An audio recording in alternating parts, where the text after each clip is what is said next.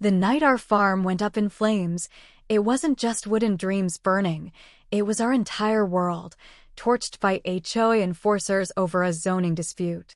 Our neighbor Claire stood across the fence, smirking like she'd just saved the town from a curse. She didn't know the barn they set ablaze was a K-9 training facility, home to dogs trained to take down threats far bigger than her petty grudges. Let me take you back to how it all began, to a night that changed everything. It wasn't the smoke that woke me. It wasn't the alarms. It was Rex, our German shepherd, clawing at Liam's bedroom door, howling and throwing his body against it like he could break through. My first thought was a coyote. My second was something far worse. I stumbled into the hall, eyes stinging, and collided with Emma, who was already coughing, yanking a sweatshirt over her pajamas. "Jake, the barn's on fire," she gasped. The air turned thick, greasy, choking me before I was fully awake. I didn't grab shoes or my phone, just the crowbar by the door, kept for intruders, not infernos. The second I kicked the door open, the night wasn't dark anymore. It was a screaming orange. Our barn, built with our own hands, was already half consumed, flames licking the sky. Beyond the far fence, 3 figures stood, hands in pockets, watching like it was a damn fireworks show. I took 2 barefoot steps, gravel biting my soles, before my brain screamed Liam. Rex was still barking, frantic, from inside the house. That barn wasn't just tools, and hey, it was our K-9 training center, home to puppies, veterans, and the obstacle course Liam built last summer, with Rex leading the pack. I sprinted, ignoring the pain in my feet. "Liam, get Rex out," I shouted. No answer, just movement, Liam bursting from the barnside door, arms shielding his face, Rex clamped onto his jacket, dragging him to safety. Emma crashed into me, gasping, "The water tank's empty." Someone drained it. My eyes darted to the shed. The hoses were slashed, pipes cut clean. Sabotage. Across the field, the 3 figures stood, one scribbling on a clipboard, another smiling, his face half-lit by the fire's glow. I skidded to Liam, who was coughing in the dirt, and scooped him up. Rex circled, barking so hard his body shook. "Dad, the puppies, some are still inside," Liam choked out. "No." Emma yanked him back. "It's too late." The barn's roof groaned, a sound that haunts me still, then collapsed, sending sparks into the sky. If any dogs were left, they were gone now. We stood there, coughing, crying, frozen in the dirt as the heat pushed us back. Rex surged forward, only to be held by Liam, who dropped to his knees, whispering, "I'm sorry, boy." Emma's tears cut clean tracks through her soot-streaked face. I stared at the HOA agents, their faces flickering in the firelight, not waiting for help, not documenting damage. They were savoring a win. A memory hit me like a fist. A military base, a warehouse burning, orders to stand down. The same helpless rage. But this time, no one was ordering me to do anything. Rex whined, a sound of pure loss, and I pulled Liam close, my hands shaking. I didn't know who sent them or why, but one thing was clear. This wasn't about zoning. It was personal. And it was just their opening shot. That barn wasn't just a building. It was why I was still here, still breathing. Retirement didn't suit me, lasted a week before I bought 40 acres of weeds and rust, a ranch that was more chaos than charm. Emma called it my midlife crisis. Liam groaned about no Wi-Fi. The first winter, the roof leaked in 7 places. The second, our truck died halfway down the drive.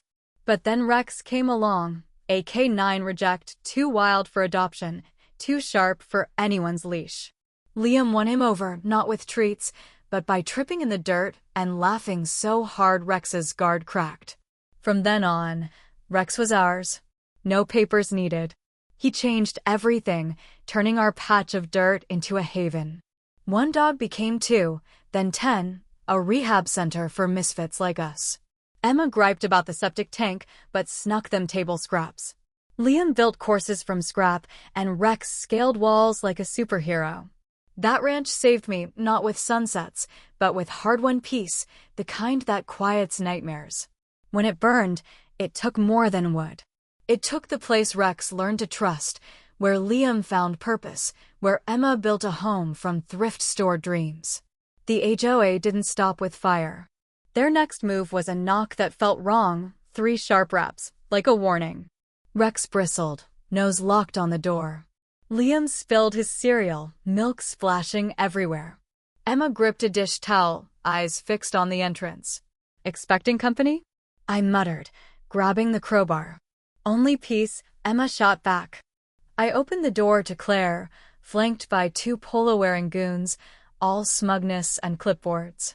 She thrust a yellow envelope at me. "Mr. Harris, you're in violation of Section 4B. You have 30 days to vacate or face legal action." Rex growled low. I took the envelope, keeping my crowbar hand free. Emma glared. Liam stepped up, fists clenched. "Section 4B?" I said, feigning confusion. "Is that the one where you mind your own business?" Claire's smile tightened. "Emergency redevelopment. Your land's slated for revitalization." Her goons unrolled a map, red lines carving our ranch like a carcass, stamped pending acquisition. Liam choked back a curse. Emma's grip on my hand could have cracked bones. "You can't erase us," Liam snarled. Claire barely glanced at him. "You're non-compliant tenants now." I leaned in. "We own this land." She didn't flinch. "Ownership's conditional under emergency code." Rex barked, sharp and commanding, making one goon jump. I bit back a grin. "Keep standing on my porch and you'll see non-compliant." Claire snapped the map shut. 30 days, Mr. Harris. Penalties increase with delay. They left in a black SUV, no plates, gravel spitting like they already own the place. Emma opened the envelope. Eviction papers, fines, court orders. They expected us to fold. Liam looked at me, eyes blazing. "We fight, right?" I didn't hesitate. "We fight." Emma added, "Dirty." Rex barked once, sealing the deal. Their next attacks were subtler, but cut deeper. Fences smashed overnight, tire tracks leading nowhere. Water tanks drained, valves ripped off. Pink and orange survey flags sprouted like weeds, slicing through our fields. Rex yanked them out, snarling, while Liam cheered until Emma stopped him. "Let them mark it," she said, voice tight. "They're showing us what they think they own." Then came the nails, scattered across the north field. Rex yelped, limping, blood seeping from his paw. Liam cried silently, picking nails from the dirt. Emma knelt beside us, pressing her forehead to Rex's flank. The ranch fell silent, even the wind holding its breath. They didn't care who bled, man, kid, dog, as long as we broke. It worked. Not on me, but in Liam's lost smile, Emma's triple-locked doors, Rex's restless ears. We slept in shifts, Rex patrolling with whoever was awake. Emma stood guard past her shift, staring into the dark like a soldier.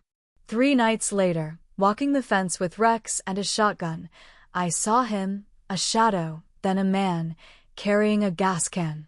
Rex froze, growling. I raised the gun, flashlight catching a face I knew, Tom, our neighbor. The guy who built Liam's treehouse, drank our beer at barbecues, taught Rex to play dead. Now he was here to burn us out. My chest cracked, not loud but deep. I slammed the door open, Rex barking furiously. Emma spun, shotgun raised. Liam skidded in. "It's Tom," I said. "He's with them." Liam's face collapsed. Emma stared, realization sinking in. We didn't sleep, gathered around the kitchen table, Rex pacing. Liam picked at Splinter's new text until he bled. If Tom turned, anyone could. Neighbors weren't neighbors anymore. They were enemies with familiar faces. Emma snapped us out of it. "Follow the paperwork," she said, voice sharp. I drove to town, taking back trails to avoid eyes, parking behind the county courthouse like a thief. The records office smelled of dust and defeat. I scanned files, old disputes, noise complaints, until I found it. a redevelopment proposal under a shell company tied to Sterling Development Group. Sterling, a ghost from my military days, a man who profited from chaos, once told me, never waste a disaster. The fire, the nails, the flags, it wasn't about zoning. It was about breaking us to steal Rex and the K-9 program. I grabbed the files and ran.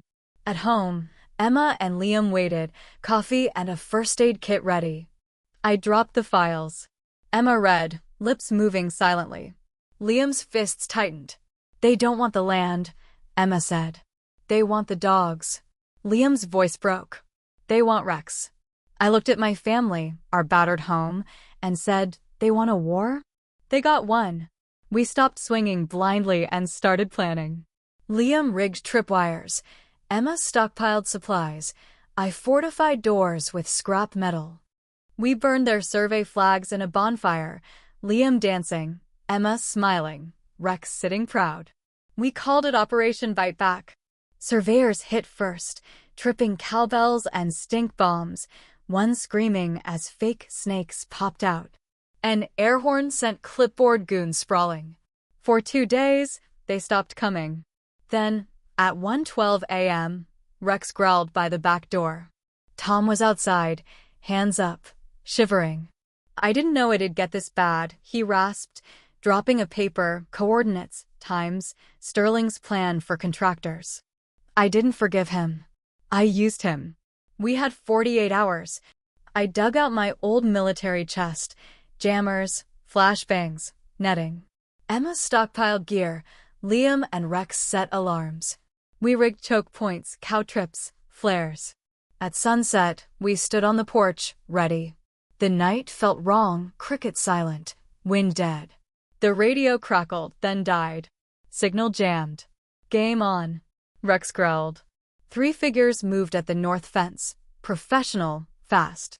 I let them get close. Then Liam triggered a flare, bathing the yard in red. Rex lunged, barking. I swung the crowbar, dropping one man. Nets tangled others, their screams echoing. Emma's shotgun barked, precise. Liam tackled a man twice his size, yelling for Rex. Rex dragged attackers down, teeth in vests, limping but fierce. I took a hit to the ribs, felt something crack, kept swinging. Blood on the crowbar, mine. Theirs. Didn't matter. By the second flare, they broke, sprinting into the woods. We didn't chase. The message was sent. Dawn revealed a war zone, torn fences, sprung traps, but ours. Liam laughed, broken but alive, Rex licking his face. Emma slumped, shotgun across her lap. I sat, crowbar in hand, feeling every bruise. We survived. Neighbors came, some with food, some with lumber, not asking questions. The sheriff filed useless reports. Emma turned the ranch into a non-profit, outsmarting bureaucrats. Liam trained new dogs, Rex mentoring, his new trick, guard the future, a crowd favorite. We rebuilt the barn, stronger, with donations and sweat. Sterling vanished, his shell company dissolved under legal scrutiny. We pushed through anonymous tips. The HOA backed off, their enforcers exposed in local papers for fraud and coercion. Nights on the porch, we didn't talk about Sterling. We planned new barns, new dreams. Scars lingered, fears, too, but every morning, as Rex chased Liam across green fields, we knew we'd built something untouchable. They thought fire could break us. Rex and our family proved them wrong. We weren't just survivors, we were victors, our ranch a beacon of resilience, forever ours.